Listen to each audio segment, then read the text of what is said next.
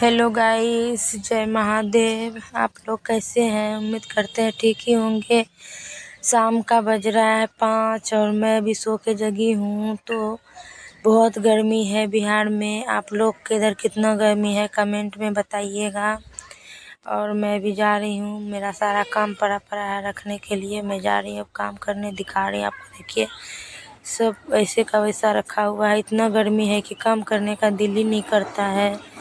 मेरा बकरी का बच्चा देखिए पत्ता खा रहा है आम का। तो मैं बैठी हुई हूँ अभी। और देखिए मैं जाती हूँ, अब काम करूँगी। तो मेरे घर में ला लिया है मछली।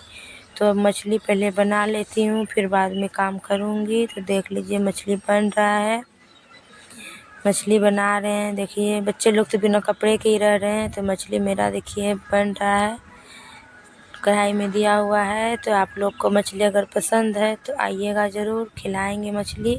कमेंट में बताइएगा कैसा बना है। तो फिर और बताइए। तो मैं फिर जा रही हूँ। Okay, bye bye, ta-ta. Video subscribe ज़रूर कीजिएगा।